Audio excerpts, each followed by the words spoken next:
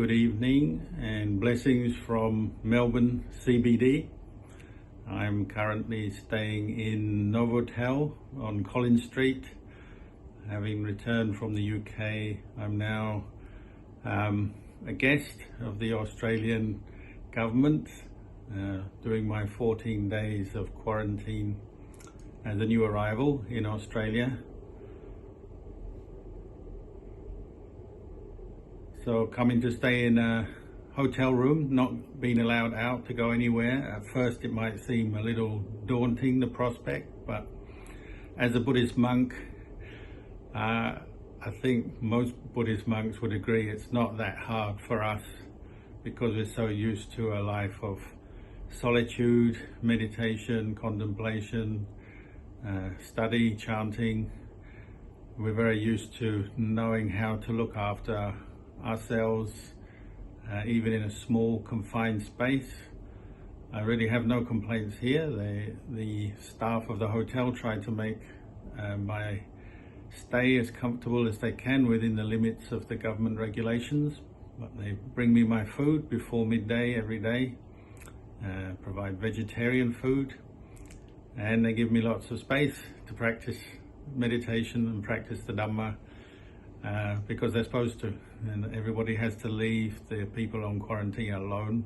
So I'll be in this room for up to 14 days, but I might be able to keep in touch. We have this Wi-Fi allowance, so I can record something and send it to you. Makes me think of one of the phrases Luang Por used often, Atahi Atano Nato. One has to be a refuge to oneself. When we practice the Dhamma, we're learning to practice and adapt to whatever the situation we're in.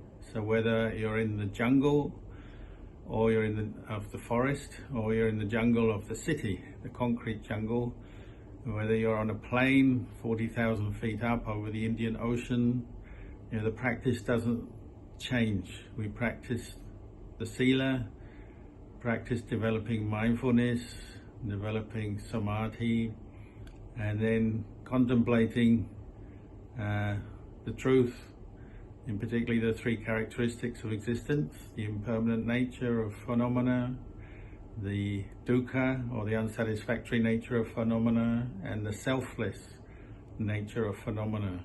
So the practice of Sila, Samadhi, Panya doesn't change wherever you are. You have to learn to adapt your practice.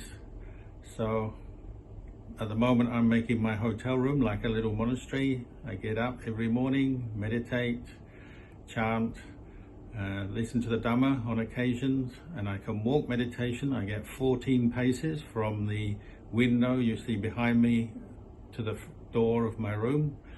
So I can walk meditation, I can sit.